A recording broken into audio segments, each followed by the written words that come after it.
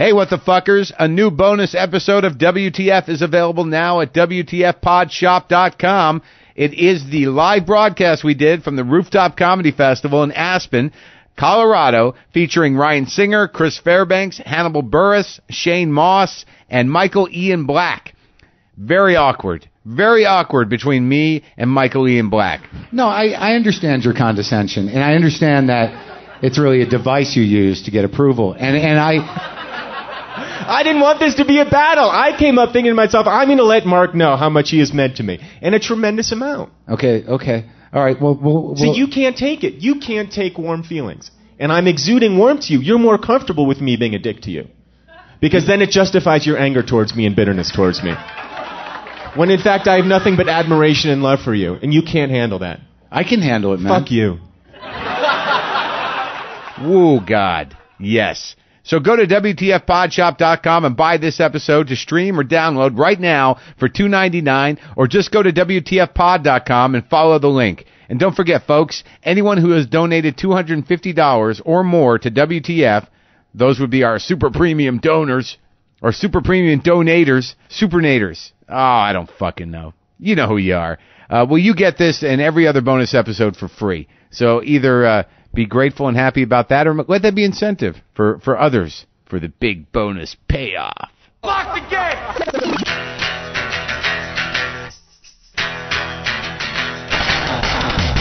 Are we doing this? Really? Wait for it. Are we doing this? Wait for it. How? What the fuck? WTF. And it's also, what the fuck? What's wrong with me? It's time for WTF. What the fuck? With Marc Maron. Okay, let's do this. How are you, what the fuckers? What the fuck buddies? What the fucking ears? What the fucking knots?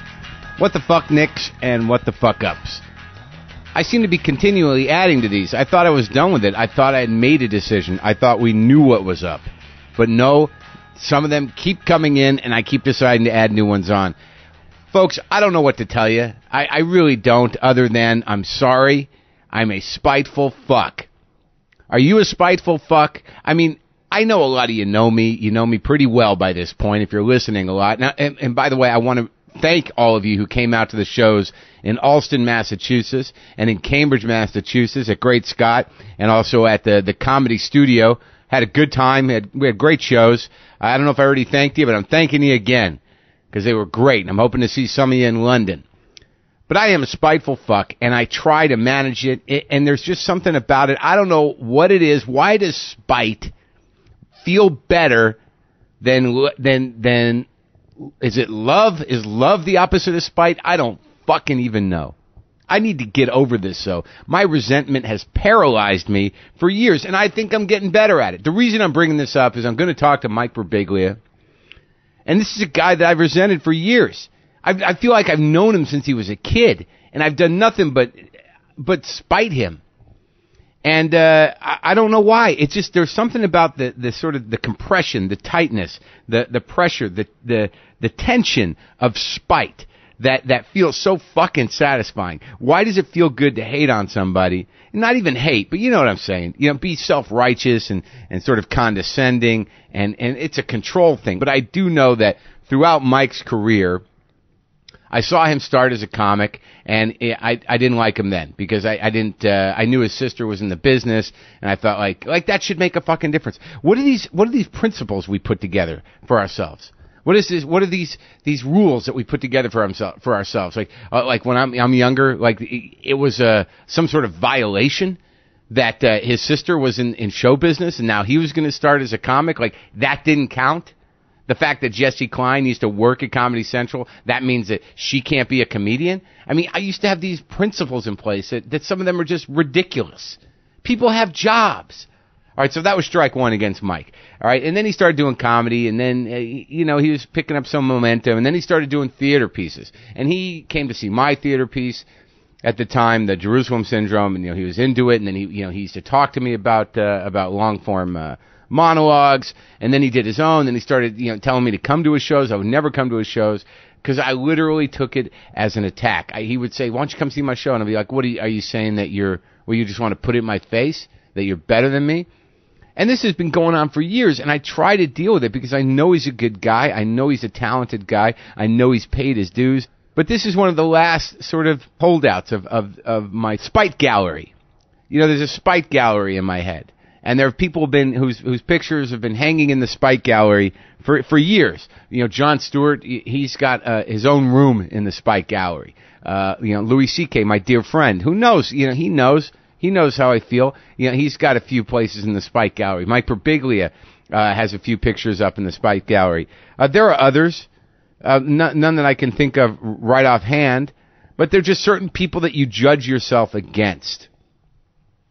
And I don't know why that is. I mean, the thing with Jon Stewart was paralyzing to me for years because I thought we were similar. I thought we were charming. I thought we, we're funny, we're Jewish, we're smart. And he was such a huge success. And there was a period there where he would be on all these magazines and everything else. And it was just, I could not walk down the street without his fuck you face, on newsstands. It was ridiculous. Pow! I just shit my pants. Sorry. JustCoffee.coop. So, how do we get over this? We just got to let it go. Let love in. Is that the deal? I just don't. I hope this goes well with Mike because I got to get over this stuff, and he's definitely one of these dudes I got to make. I got to apologize to for being a dick because I saw him on Letterman.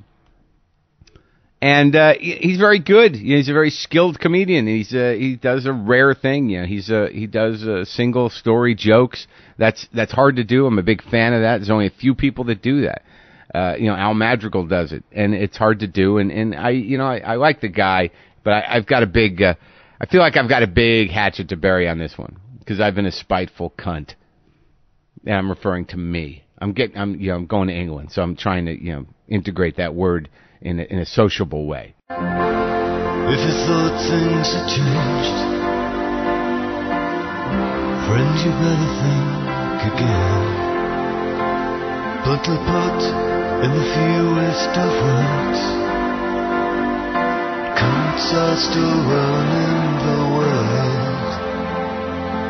Cunts are still running the world. I have met people who have liked me so much. Oh, really? Were they working for you? No. I had a fan, Mike. Now, I don't know about your fans. Mike Birbiglia is talking to me, which is nice because I've been nasty to him.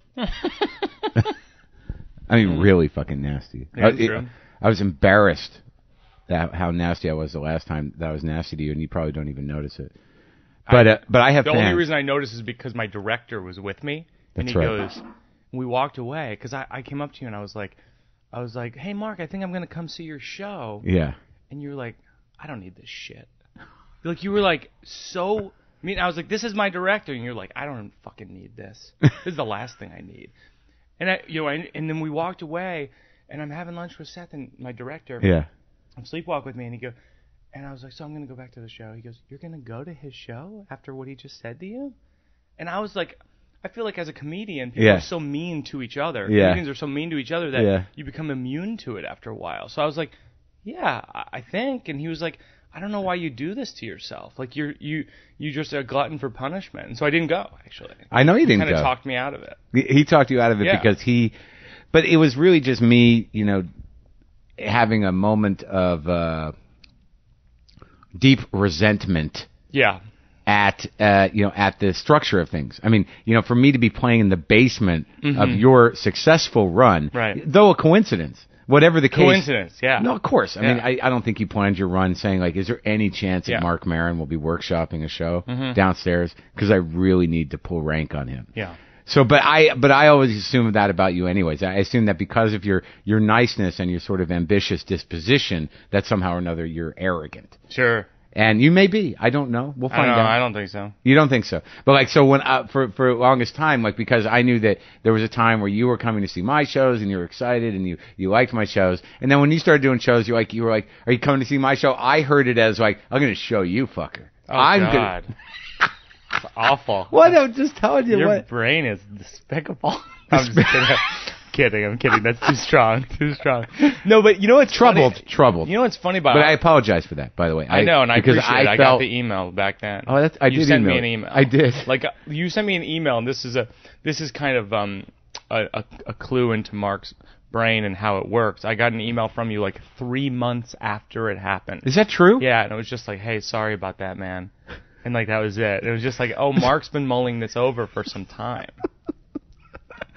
Oh no! But you know what's funny is that over the years, just to paint the full picture of the Marc Maron Mike Birbiglia relationship, I mean, you've also been very sweet to me, and I think actually that's what's painful about our relationship is that we go back and forth between you being very sweet to me and you being very mean to me. Yeah. And it's like a father-like relationship in that way.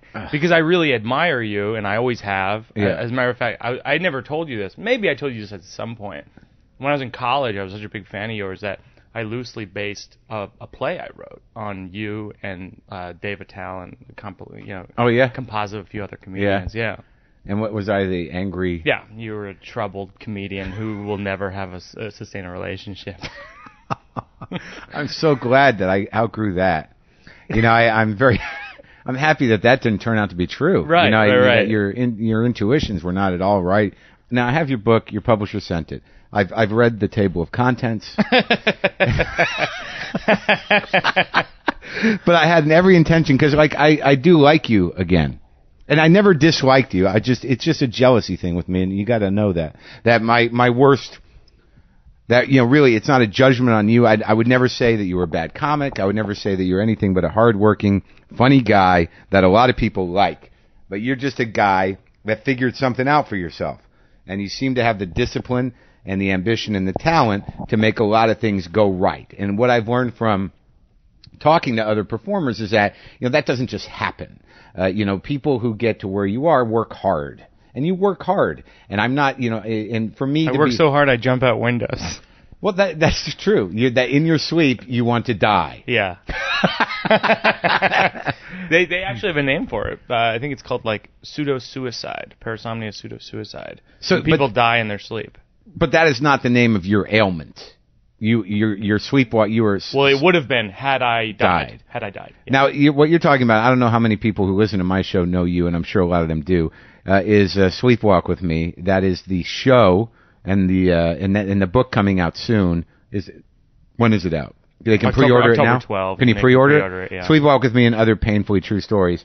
That's all based on true. You were a somnambulist. Is that what they call it? Somnambulism. Yeah, I was diagnosed with after I jumped through the window with what's called REM behavior disorder. That's what they call it? Yep. They don't call it somnambulism anymore? Well, no, I think somnambulism, I'm not I don't even know if this I'm stuff, pronouncing it right. Is that how you pronounce it? Well, I think that's kind of a catch-all for a lot of sleep disorders. Oh, okay. But the specific disorder I've been diagnosed with is REM behavior disorder and some sleep apnea and traces of narcolepsy. Traces of narcolepsy? Yeah. Is that going to happen during the show? I mean, hard to say. Well, you were suggesting I sit on the bed, and I thought that was a bad idea because I could fall asleep. I just ate a sandwich, and I could fall asleep. You could just fall asleep in the middle of a conversation? It's possible. Sir, has it happened? It's happened with my wife. Well, that happens in every marriage. But getting back to why I like you, and then we'll talk about sleepwalking, is that you started out as a doorman, right? Yeah, at the DC Improv. So, like, you didn't, like, a lot of people, say that, they I don't know if you're considered an alternative comic or what you're considered, but the truth of the matter is you always wanted to do comedy, and that you started the way that comics do. I started as a doorman. You were a doorman at a comedy club. Yeah, you were at the Comedy Store. Right, yeah. So you could learn how to do comedy. Absolutely. And it's then like comedy college. I always suggest it to people. Is it still an available job? I guess it is. There's a lot of guys that still do it. Sure. Like my manager started out as a manager of a comedy club. That's the way the system works. Yeah. So when you were starting out, what year was that? 97 is when I got that job. Really? So Yeah. 97? Yeah. You've only been doing comedy 13 years? Yeah, 13, 14 years, yeah. Oh, I don't like you again. Are you serious? No, I'm okay. No, Come on, 14 years? That's not enough for you? No, it's enough. But I mean, you're almost done, it seems. No, I'm not. I'm so far from done. You've done everything already. What happens now? Do you retire? Are you serious? What happens now? You and I had this conversation like months ago. You don't understand. Like, I'm struggling like everybody else. You are? I'm not set in any way. My wife and I live in a small apartment in New York City. You know, I work the road all the time to make a living. You know, like, Do you draw everywhere? I'm not like one of these guys like Gaffigan or Dane or one of these guys who's like stacking up millions. I don't have that, man. So okay, all right. So okay, I feel better. So, but you do but here's why I got the renewed respect is that I watched your last Letterman. Yeah. And you really know how to write a fucking story joke. Like all the form that you chose, which is not an easy form, and it's not a form that everyone does, that hardly anybody does anymore, which is storytelling stand-up, which means it's not alternative, it's not anything other than stand-up, because when you do story jokes, you have to beat them out. I mean, there are jokes within the story, and people don't realize it. I only know a couple of people that do it. Madrigal does it. You do it. Larry Miller used to do it, but I don't know a lot of guys that do that form of joke telling anymore, that form of stand up, and it's fucking great to see, and it's a rare thing. It takes balls, because if you're doing a story joke and it ain't sticking in the first minute, and it's a 5-minute piece. Oh yeah, there's a lot in the type of comedy that I do. There's so much failure. Yeah, I can't imagine. So much failure. No matter how big you get or anything, like, because you always have to work it out on stage. Right. One of yours and my conversations from probably like 7 or 8 years ago at the Comedy Store, which is actually when you liked me best. I had just come off of a breakup, and I was so self-loathing and sad. Right, and you were like, let's talk. Yeah, and I was at the Comedy Store. It was like I was staying at the Hyatt next door, and it was probably like 2 a.m. Yeah. Like, I'm alone at the Comedy Store. I mean, I'm just like miserable, wandering around. Yeah. Yeah. and I was having one of those kind of moments of like, my life is nowhere, and I've ruined my life by essentially ending a relationship that was redeeming in a lot of ways. Like, I was with this girl who was so much better than me as a human being in a lot of ways. That's not hard to find as a comic. Yeah, exactly. and I walked away from that, and of course I'm going, well, I ruined everything. Yeah. And you were like, you did, and it's okay. That was kind of what you said to me. And but that was the closest that you and I have ever been, was that night, because I think that you're attracted to misery. I think you're attracted to sadness like a moth to a flame. I think I'm wired to receive it. Like, I would agree with you at a different point in my life, because my dad's manic depressive. So I think that I am programmed to connect to sadness. Yeah. But I do not like the feeling of, like, I had it happen today. I talked to a fella that I don't know that well who was clearly depressed, because I can sense it like a dog hears those whistles. Yeah. I can feel people's depression and sadness. Sure. And I have to put a boundary up, because I think part of me thought that that's how I interact with people. Yeah. And as I get older, I realize that's not true. I just have to say, like, look, I hope you're okay, but I can't. My mom made that point once because I was talking to her about, like, Oprah and all these Dr. Oz and Dr. Phil type shows. And I was saying it seems good overall that they kind of, like, get people to talk about their feelings and their problems and blah, blah. My mom's a nurse and my dad's a doctor, and she was saying, yeah, but the danger actually is that you kind of open people up, and then they don't go to see a doctor, and they don't follow up, and so they're kind of have an open wound that is never or that they think that you can fill it. Yeah. That, like, oh God, you opened me up. Where are you going? Yeah, exactly. And it's taken me a long time to deal with that. I feel that most of our problems is really, like, I bonded with you because you were in a tough place, and I'm not a guy that abandons guys. I mean, if I can show up for somebody, I will. Even if I don't know you or like you that much. But one of the things that you said to me in our it was a kind of a marathon conversation, was you said that you make a lot of kind of platitudes about comedy and things like that. You say, or you don't anymore. Like, I try not. Well, one of the things that you said, 2 things that you said that always stuck with me. One was that, I hope they're good. One of them is that real comedians are social satirists. Yeah.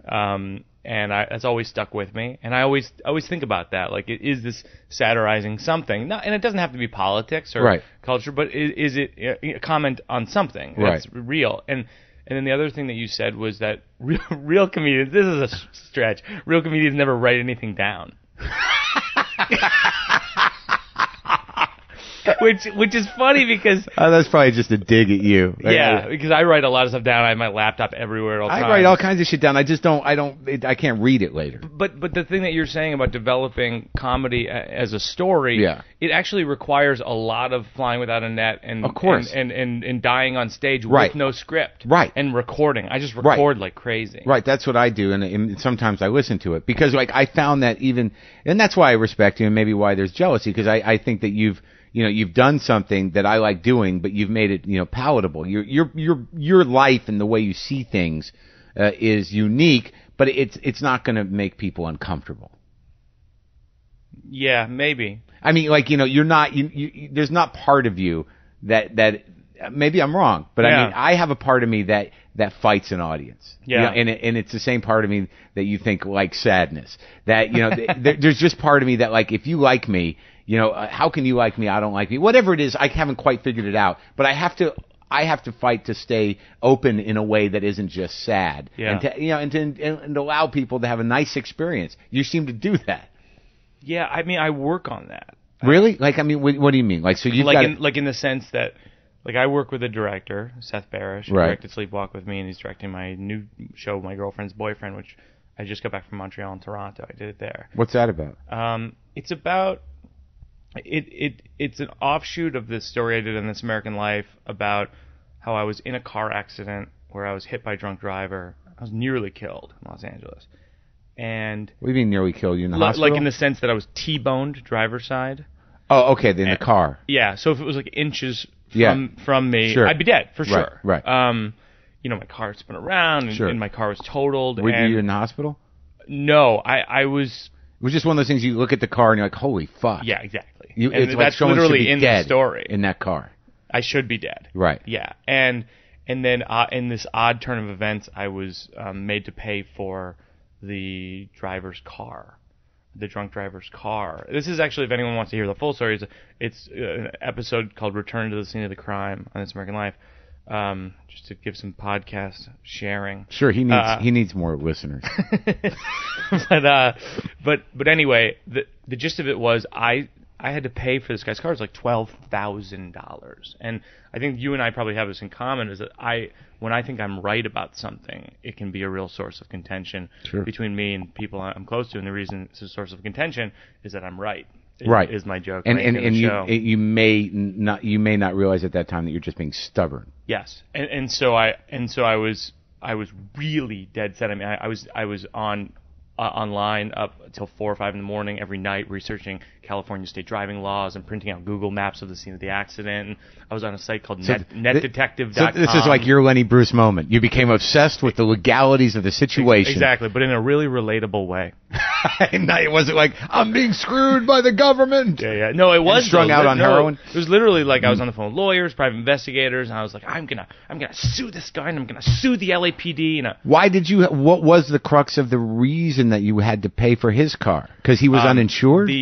Because the accident report, the officer checked the box that found me at fault, and then the officer didn't. This happens all the time. The officer checks the box that says you're at fault. There's a thing on the thing, they put in a number. It's a number that signifies who's at fault, and there were so many incongruities and mistakes in the report, and it clearly says he's drunk and all this stuff, but yet it said that I was at fault. In California state driving law, if you're at fault, then you owe, regardless of anything, basically, you owe the money. Wow. And so I tried to get the cop on the phone. Eventually, I do get the cop on the phone. Yeah. And I just, there's nothing I could do. And the show is thematically about letting go of being right. And in my relationship with my now wife, and how I was so dead set against marriage or living with anyone. I have like this a list of like 7 really concrete reasons why I don't believe in the idea of marriage. One of which is I'm never going to be happy. Why would anyone want to be a part of that? Mm-hmm. And just a lot of other kind of practical things like, monogamy is impossible or very unlikely, and that kind of stuff. But you seem like a sort of a loyal, decent fella. Yeah, I think at my best I am, sure. I mean, I think I must misjudge you. In what sense? Well, just in the sense that, like, because I had this sense that, you were arrogant, and this has happened to me before with you, that, you thought the world of yourself, that, you were like, but you No, really just, no, you're not at completely up in your head. You're hard on yourself. Yeah, absolutely. You're actually not arrogant. You're socially retarded. Oh, yeah. You're right. Yeah. Okay. I'm a mess. How's your sister? Gina, she's good. Okay. She's living in Providence with her family. All right. She introduced me to you. Yeah, well, she worked at HBO, and then, I remember, because she said, my brother's going to do stand-up. I'm like, great, just what we need. That's funny. She was adorable. Gina got me into it's to Gina's credit, got me into the right comedy, when I was in college. Right, she was hanging around Luna a little bit. Sent me Mitch Hedberg's special, sent me your special, Well, it's amazing you didn't become a drug addict. Sent me a Tell special. Oh, fuck, and you didn't end up with a drinking or drug problem, and those were the 3 comics she sent you. Yeah, that's true. How'd she manage not to get fucked up? You're just not the kind of guy. I mean, I'm fucked up in the sense that I have a serious sleep disorder where I jump through a window, so I think that matches up to pretty much any drug. Yeah, but you're not getting any abuse. fun out of that. Yeah, I don't know. You came up with some guys, though, right? I mean, how do you know? Did you go to school with Mulaney and Kroll? And am I making that up? Nick Kroll, I cast in my improv group in college. Okay. And he and I have been friends since college. We were in a group called the Georgetown Players, and then Mulaney was cast by Nick a year after I left, and so I would go back and do like workshops. With you started the group? I was one of the people who started it. Yeah, and then Mulaney, when he got out of school, I took him on the road to open for me for about a year or so. And so that's how I know Nick and Mulaney. So your generation is really like, Nick, Mulaney, Kroll, Dimitri. Dimitri was before me. Like when I showed up in New York, Dimitri was huge. People were like, "Oh, you're good, but you should see Dimitri." Why were they comparing you? Were you being Hedbergy at the time? I feel like it. Yeah, I had a Hedberg phase. Yeah. Everyone goes through these phases of their heroes, and then, like the good guys, they kind of transcend it or make it their own somehow. Yeah, at a certain point, I was just like, no, actually, what I'm good at is this, something else. So you're telling me what your draw when you go out? You're big everywhere. Or you just big where the radio gets? Where's that at now? Can you sell out a 500-seat theater anywhere you go now? This fall, I'm going to venues that range from about 700 to 1,800. Okay. And in specific markets or anywhere? This fall is like DC, Philly, Boston, LA, San Francisco, Portland, Seattle, which are pretty comedy friendly, public radio friendly markets. So you think that it's mostly the This American Life stuff? This American Life stuff is tremendously helpful. I mean, their audience is so smart, and they're great. Yeah, it's a huge audience. Yeah, and then there's been Comedy Central fans from the start because they've done 3 specials on there. So it's kind of this accumulation of Bob and Tom people. Bob and Tom helps a lot. So I don't know.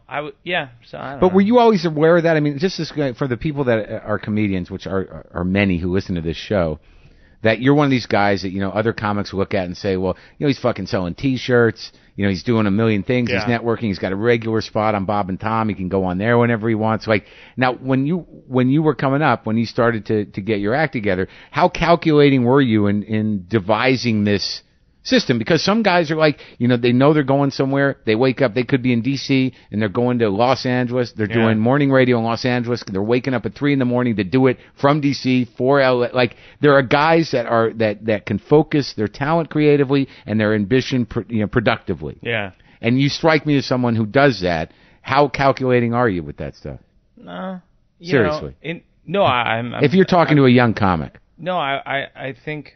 Well, it's funny because the T-shirts thing you're saying, like, I sell T-shirts. Yeah, but 2 things. One, so do bands. No, I'm not. It's not a negative. No, I know, but I'm just saying, like, and there's other things. I don't really make money on T-shirts. Like, we actually. You don't? No, I would. I'd make a lot of money if I had some kind of shitty, kind of like catchphrasey, like, hey, I don't know what the people tell us. A lot of comics, like, they'll sell T-shirts where it's not even their joke. Yeah, of course. Like, it's just kind of like some they hokey, sell T-shirts. like, but you got the Spencer bear, Gibbs, right? Spencer Gibbs kind of thing. Yeah, but that bear is just like a good-looking shirt, like With a bear and a microphone. It's like an icon of like a bear. It's like a drawing of a bear. Did doing you come up with comedy. that? No, this artist who I went to college with did it. So it's just, and it's become your trademark? I guess so, yeah. You don't make any money off your fucking T-shirt? Nah, I mean we kind of break even. Like my goal with all that stuff is just like I want people to come to the shows, and if you give them T-shirts, then they'll remember that. Oh yeah, that show was great. Yeah, let's go to that show again. And like basically, I'll boil it down to this. When I was like 23, I was like a year out of college. Lucian Hold, who's the comic strip, who's passed not away. alive now. He took to me. He ran the comic strip, and he got me into Montreal Comedy Festival, New Faces, which is like a big deal. Yeah, you know when you're. And then it was. Yeah, it and still back kind then of it was even. Yeah, it was even bigger. Yeah, even bigger, and so it went well, you know, at least in my head, and then you know everybody, my agent and my manager were like, you got to go to L.A. to get a deal. I actually have a chapter in my book about this where where I was like, okay, a deal for what? And they're like, for a sitcom. Yeah. You know, and I was like, I was thinking to myself, like, I don't even want to be on a sitcom. Like, that's not a goal. But they were like, they'll give you $100,000. And I was like, oh, I got to get a deal. That's a small deal. Yeah, exactly. Yeah, no, At that time, you could have gone for $250. I thought there were $250 was the going rate. No, I know, but you know, I was so broke and everything. Yeah. I was just like, oh yeah, let's get a deal. And Yeah. I went out there, took all these meetings with all the networks. I had like 20. I still have the itinerary. I had like 27 meetings in a week. Wow, that must have been fake networks too. Yeah, and exactly. Yeah, Production companies, networks, yeah. production Yeah. companies, and every meeting they're like they'd be like, you're gonna get a deal. You're great, you know. And I was like, yeah, I'm gonna get a deal. And then you know, cut to like a week later, I'm flying home, and it's just hitting me like, I don't have a deal. You know, and I had called like that week. I had gone from being like, I don't know what a deal is, to being like, I'm gonna get a deal. I'm gonna be dating Heather Locklear. I'm gonna be a millionaire. And I was calling people I knew, like, hey, listen to this. Yeah. I'm gonna be a millionaire. Yeah. And I flew home and I didn't have a deal and I never got one from that and that was the point at which I was like, no more fake stuff. Yeah. And that's why I went on the road. I was like, the road's not fake, it's real. I mean, that's the noble path as a comic. That's a sign of somebody who wants to be a real comic. And what I'm hearing is a guy who wanted to be a real comic. Because I was the same way. I don't want a sitcom, but there was a caveat to it. It's like, unless it can be exactly me doing exactly what I do.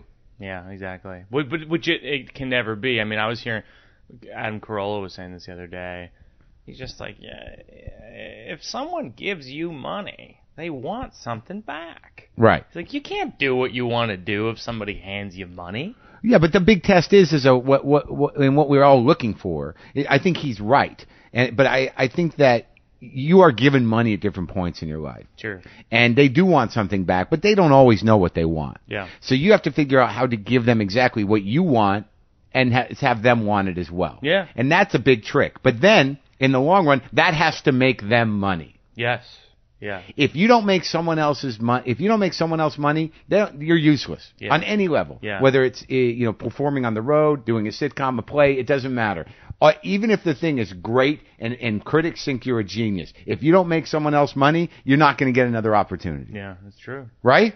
Yeah, it's business. So that's the sort of thing when you see somebody like Louis, who's taken all this time, and all these different shots, and clearly has a certain genius, and now he's gotten himself into a position where he's doing exactly what he wants to do. Yeah, it's incredible. I love this show. Yeah, it's a hell of a roll of the dice. I mean, we're going to see what happens, but he's going to walk away from that, whatever happens, saying he did what he wanted to do. Yeah, I did it my way. Right. Yeah. And there's no one to blame but me. I know. I was on the phone with Dave Becky yesterday, who's Is your manager too? Not anymore. Right? No? No. He's I have no bad blood. He's Louis' manager. And your manager. And I said to him, I was like, I want Louis' deal. I want to do exactly what I want to do for no money. I mean, I'll do it for nothing. Right. Just let me do what I want to do. And Dave was laughing. He's just like, oh man, this is going to be the new thing that everybody says. I want Louis' deal. Right. And what did he say? Well, yeah, we'll try. Right. I guess like it's not no money, and I imagine that there was some I money. mean Louis doing fine. No. What Yeah. I'm saying is that like you're saying you would forfeit I would a salary. I would take a hit like my play off Broadway. Right. I lost a fortune. Right. I mean, did? Yeah. I mean, Why? Because And you sold tickets? Was it? I sold tickets, but my deal was so bad. With who? Well, who made the money? The theater and who? The production entity? Yeah, I don't. I'm sorry. There's producers Right. and financiers, and there's all kind of people. And at the end of the day, I don't know who made money, who didn't, whatever. But, Right. But I was on salary, Okay. and Was it a guarantee? it was a guarantee. So that's what you got. Yeah. So I was making Instead of taking a gamble on numbers, you said I want guaranteed salary. basically, yeah. Right. Instead of putting up Right. a $500,000 myself. Right. Yeah. I took this minuscule guarantee. Huh. And I took a hit for months and months, but what I got out of it was this incredible artistic experience, like that no one's casting me off Broadway in a show.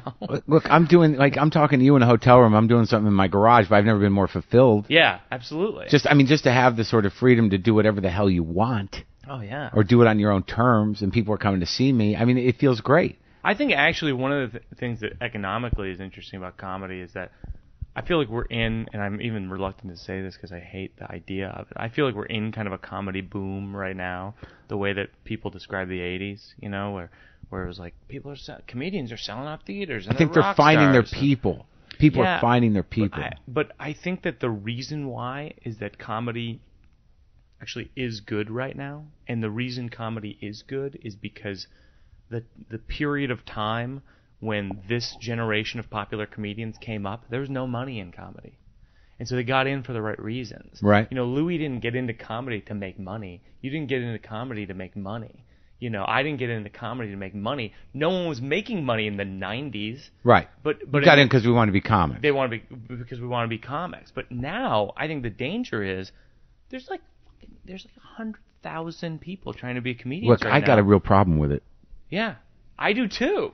And because I've talked to more guys who come up to me, and I'll give advice to any comedian, but I have more people come up to me. How do you get an agent? How do you get a sitcom? How do you get this? And I don't know. Well, the weird thing, I don't know what happened because I was thinking about it. I was trying to think about it to myself or try to figure out, how and why. Like, I'd have no problem with people trying something. I have no problem with people wanting to be stand-ups. I do have a problem with people that perform, one or two sets in front of an audience of 12 other comics and then call themselves a comedian. Like, I would not have called myself a comedian until I was paid for being a comedian. Yeah. I just felt like I'm trying to be a comic, or I'm an open micer, sure, or that bothers me. I don't want to deter anybody from their creative dreams. But what I don't understand is when the fuck did it become so not frightening? There's no intimidation. Well, I mean, it used to be like, oh my God, you're a comic. I could never do that. Now it's like, you're a comic. I'm doing that. Yeah. What do you mean you're doing it? Yeah, I do comedy too. Where all of a sudden it seems like a reasonable fucking job for people. Yeah, exactly. That everybody thinks that they can do it. The problem is that it seems very doable, and But is it to make a living though? I mean, you got people saying, "How do I get a sitcom?" To me, there's still a drop off between a person who asks that, their wisdom of anything. Really, like I'm saying that they really think that they can just get an agent and get a sitcom. I mean, there's hardly any sitcoms on. That person has to be a moron. Yeah, I mean, I guess how do I get booked here? How do I get booked here? I don't know. It's just become. It's seemingly more doable. I mean, I think it's similar to the 80s where there's a lot of comedy rooms. There's a lot more comedy rooms now. There's improvs everywhere. But you don't think it's just by virtue of the fact that no one can get a job anywhere? Like, they're like, there's no fucking jobs. Right, what the hell difference does it make? Right. I might as well be a comic. Right. Like, I'm not going to do any better than the job I have. Let me try this too. Well, and that's what also bothers me about all these people. For every comic that says he's a comic, for everybody who wants to be a comic, there's twice as many people sitting around waiting to call comics thieves and liars. Yeah. This is the weirdest thing to me. Like, I understand the whole stealing thing and the whole, like, other people's material and stuff. But look, if there are 30 to 40,000 people doing stand-up comedy, someone's going to have to make a list of jokes and topics that everyone is going to do. Yeah. And shut the fuck up. Yeah. Your episodes on that are great. The Robin Williams one and the Mencia one. So good. I had a guy tweet the other day, like, you were really funny doing the... I saw David Spade at UCB. He was pretty funny, but, he would have been funnier hadn't he not done your joke about this. And I wrote the guy back. I said, I don't do a joke about that. I don't know what you're talking about. He goes, well, and then he writes back like, well, it must have been someone else. I'm like, well, you see, this is how fucking shit gets started. Yeah. Like, who the fuck are you who are you? My friend Greg Warren has the funniest joke about this where he's like, I'm sick of hearing every fucking middle in America tell me how shitty Dane Cook is. Yeah. It's like headline a club and then tell me you think maybe Dane Cook isn't as good as... It's like, he's a good comic. You might not like what he does, but he's a strong comic. Well, that's how they think they get their outlaw cachet, by, shitting on other comics. I just wish people would just shut the fuck up all around and just, do your work. Do your work. Let's not go down this rabbit hole. Let's talk about your fucking sleeping problem. Okay. Because we didn't do that, and I don't know if my listeners know you necessarily. You have a REM disorder, but what does that mean? REM behavior disorder means that I have a dopamine deficiency. You probably know all about that. Yeah, I'm on my second mocha, triple mocha. And it basically means that people who have this dopamine is the chemical that's released from your brain to your body when you fall asleep. That paralyzes your body so you don't act out your dreams. People who have this can, act out their dreams sometimes. Well, what do I have? Sometimes violently. Sometimes they, kill people. People have been known to. What people have what I have actually killed other people. Yeah, what judge is going to fall for that twice? Yeah. I'm always running away in my dreams. Really? Yeah. The dream that I had where I jumped out the window, it was that. This is just marvelously symbolic. The dream was that there was a guided missile headed towards my room. Your room? Yeah, at La Quinta Inn in Walla Walla, Washington. Sure. And there's all these military personnel in the room with me. I jump out of bed, and I'm like, what's the plan? And they say the coordinates are set on you, specifically. So I decide to jump out my window. That's what a lot of my dreams are like. That would disrupt the guided missile system. Yeah, you could fool them. Yeah, a lot of my dreams are like, there's a hovering insect-like jackal in my bedroom, and I'll jump on the bed, and I'll be like, there's a jackal, I'll strike a karate pose, there's a jackal in the room, And it's never... I'm not aggressive as a person, so I've never actually had any of these dreams where you win? Yeah, I never win. Where you take on the beast? Yeah, exactly. Like, actually, there's a specific one in my show where I'm like, I'm in the Olympics for like this arbitrary event like dust bustering, and they tell me that yeah, no, really, and they tell me that I got third place, and I stood up in the third place dust podium, bustering, and they say actually we reconsidered, you got second place. And that's the joke I make in my show is like, even in my dreams I don't win. In my wildest dreams I place. Right. And then I'm on the podium and it starts wobbling, and I wake up and I'm falling off the top of our 5-foot bookcase, me and my girlfriend at the time, onto the floor under my TiVo. This is when you wake up? Yeah, I wake up on the floor and there's TiVo pieces everywhere. And my girlfriend wakes me up in the morning. She says, "What happened?" I said, "I got second place, and I'm really sorry." So, but these really happen to you. Yeah, that happened. And there's no medication for this? There is medication. I'm on it now. It was the jumping through the window where I was like, I have to do this. I mean, you ended up in the hospital? Yeah, I ended up in the hospital. I got stitches in my legs and my arms, and like the show, in the essay in the book that's about that. Is about denial, and it's about how I had this problem for many years. You knew you had it. Yeah, I had the Olympics thing that we just described. I had a dream where Brad Pitt was chasing me in the movie Fight Club, and I sprinted out of my apartment and threw a chest of drawers in my wake, like in an action film. That happened in That your ha- apartment in yeah, real life. in real life. You threw the chest Yeah, of drawers. and I still didn't see a doctor because I would think like maybe I should see a doctor, and then I thought maybe I'll eat dinner. So you didn't and want I to just went be with in dinner for years. You didn't want to be in Fight Club? No. I dreamed I was the Edward Norton character where my hand was being held down to pour acid on it. For the lie, yeah. Yeah, the lie. And that's such a male nerd thing to know. The lie. Yeah, I remember. Sure. No, but I had that for years, and I had the books on sleep. But what about your girlfriends? I mean, over time, weren't they like, get help? Dude, I was Jenny, who's my wife now, was like, you got, were they there's afraid no choice. ever? You have to see a doctor. For you or for their safety? Yeah, I think if Jenny were here, she'd speak volumes to her fear. Like, what do you think would be her fears? That you were going to hurt yourself again? Hurt myself, or that, hurt her, kill, die, that kind of thing. That's troubling because sleep's supposed to be a nice thing. Oh, I know why it's troubling. What kind of medicine do you have? Klonopin. Oh, yeah? Yeah. But That's don't self-medicate if anyone's listening to this. Klonopin. Go to a doctor. No, so you take that at night? Yeah. Oh, that's a good one.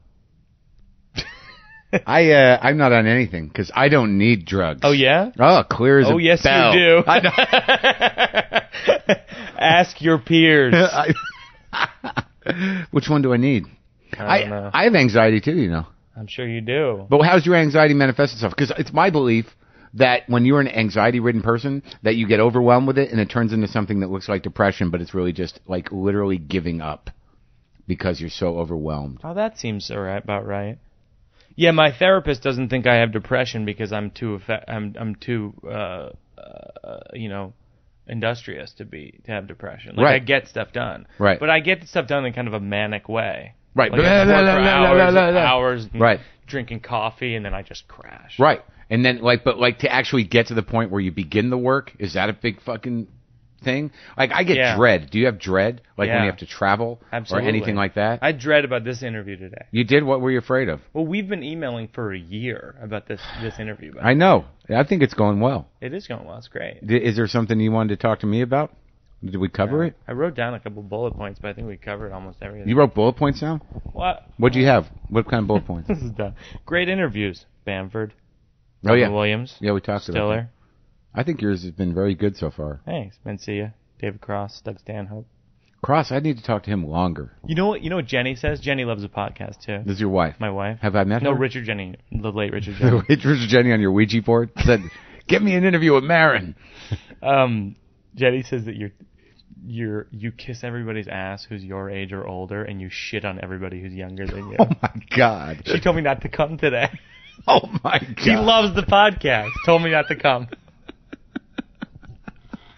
Everyone's got these ideas about how I behave.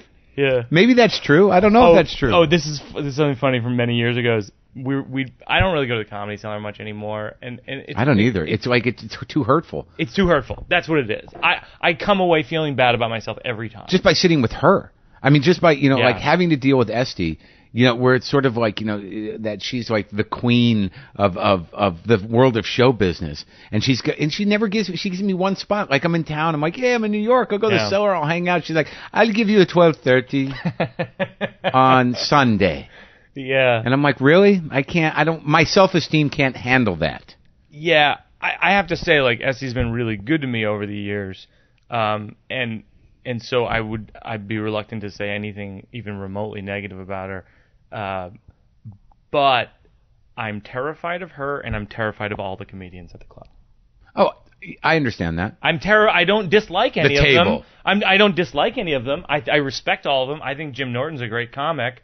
I don't want to. You just don't want to. I don't want to be around. You don't want to be in the snake pit. No. Yeah. No. There's a heavy amount of things I could see that would scare you. Like, I do an O&A sometimes. I know you do it sometimes. Yeah, I terrifies me also. I imagine it would, because I mean, even me to some degree, I'm like, what's going to happen in there? Yeah.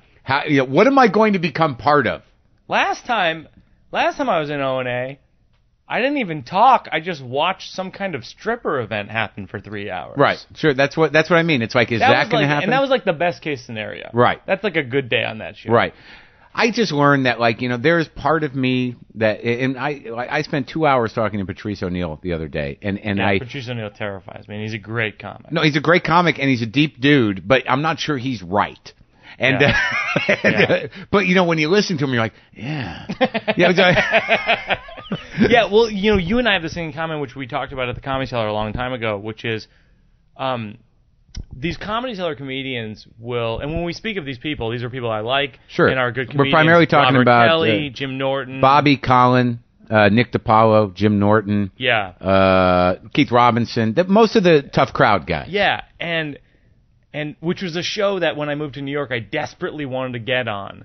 And then I, at a certain point, realized, wait, no, I don't. It's going to hurt me. Yeah, this is just going to be terrible. And I did go on once, and it was terrible.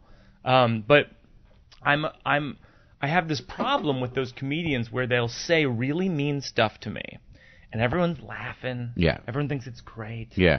And then I say back to them something that I perceive as mean. Yeah. And then everybody goes, ooh, that's low, man.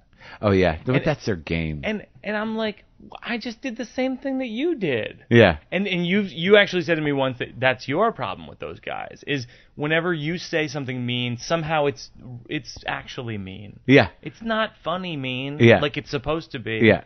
It's mean. But but see, the thing is, like, I thought that till yesterday, and the truth of the matter is, it's like if a bunch of guys play poker together every week, and then you come in and play one day, you're going to lose all your money. Yeah. You know why? Because they all know how each other plays, and it's really more about that than the mean thing. That's why I had to leave the Comedy Cellar, because there was nobody. I would make jokes at people's expense the way you're supposed to, right? And they wouldn't laugh. Yeah, but and I was like, no, that's funny. But that's how they get you twice. You see what I mean? They'll take a shot at you, and then everyone will laugh. Then you take your shot, and they'll go, nothing. You got nothing, Birbiglia. Yeah. And then you're hurt twice. They hit you twice because they all play together. Yeah, it's true. You just have to shut up. No, you just have to keep trying, and and then eventually they'll figure out how to be comfortable with you. Yeah. It's like dealing with animals. Yeah. You just have to keep showing up and trying to pet them, and eventually they'll be nice to you. Yeah. Because I like to sit around with those guys. Yeah, I like them to beat up on me. There's aspects of it that are fine.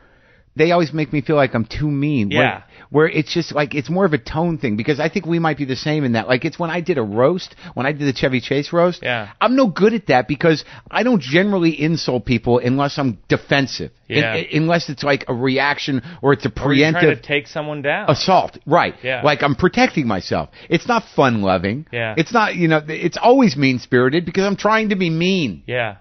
So I'm not good at that. Yeah. Like, even when I do crowd work, it gets very horrible. Oh, really? Well, no, everyone loves it, but I'll go too deep. I mean, I'll Huh. Like, just at Union Hall the other night, some guy, like, I was talking about Asians and how I don't feel like that I can communicate with them, or they understand my charm or my neurotic sense of humor, that I just don't know where they're at.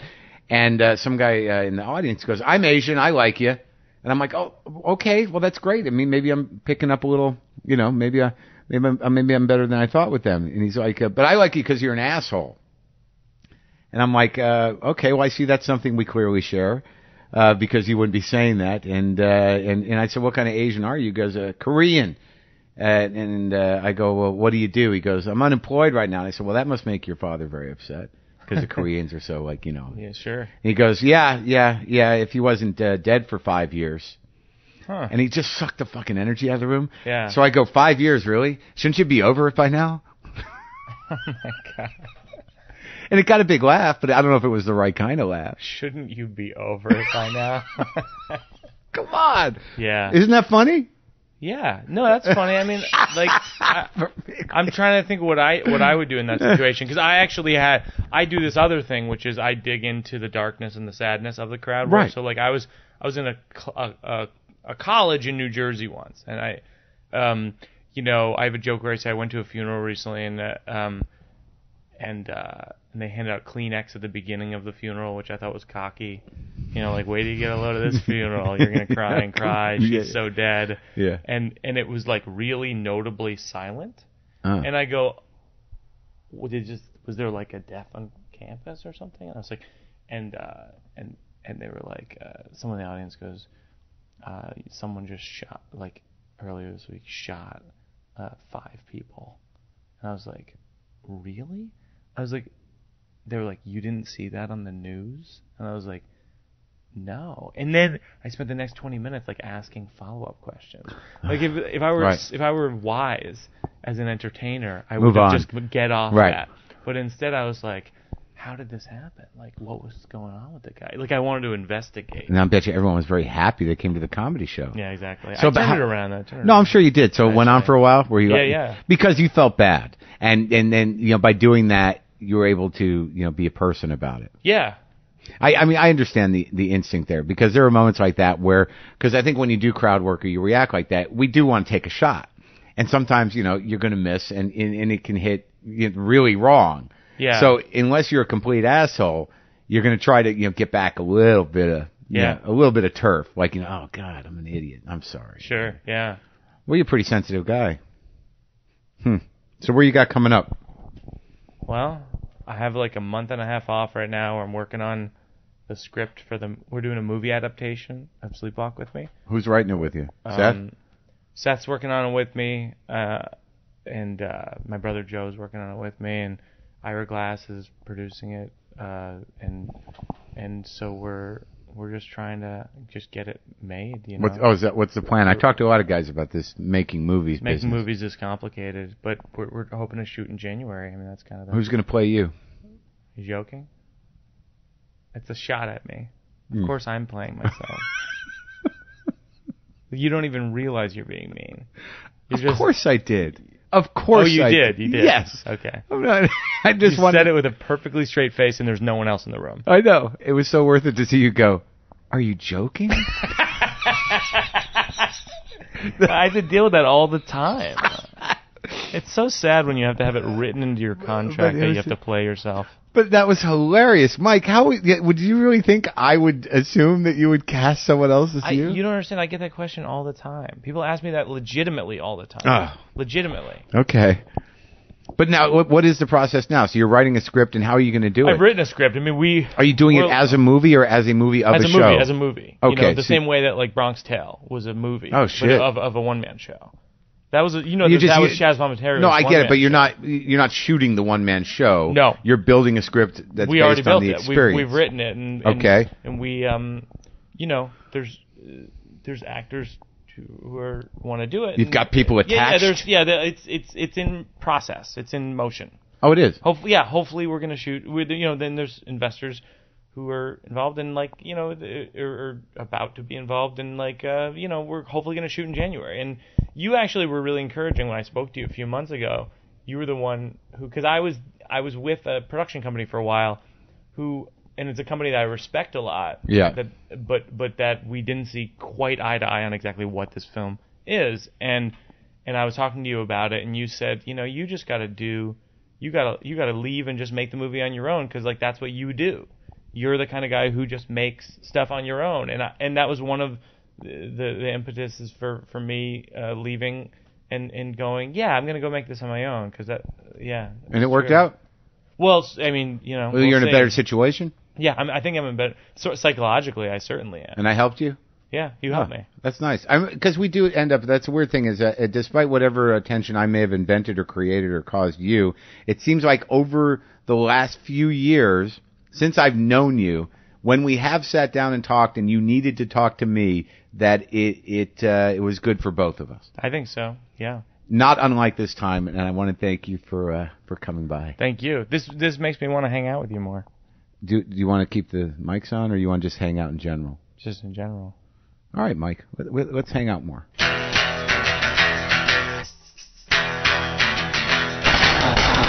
Okay, my friends. I think we did it. I think we, I think everything's okay. I think I opened my heart. I think Mike and I are good. I think that it was a great experiment in me overcoming resentment. I know that I do that a lot.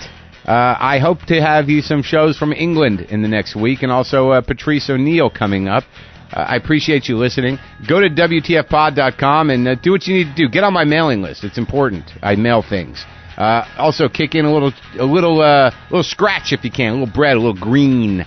Because we are doing this for a living, for the most part. I am, anyways. and Brendan and I are working hard. So if you can, donate, throw some money in. Do a super premium donation, $250. You get all the premium episodes, and also all 3 of my CDs, a special WTF Best Of CD, 2 T-shirts, stickers, the whole gift pack for the $250 premium one-time donation. And that brings me to the new premium episode that is up. If you go to WTF Pod Shop, you can get the new episode, which I mentioned earlier in the show. Michael Ian Black, Ryan Singer, Hannibal Buress, Shane Moss, Chris Fairbanks. Yeah. WTFPodshop.com. Do that up. Pick that up. And if you're a premium special super donor for $250, and anyone who donated more than that, you get it for free. Love you. Talk later. Bye.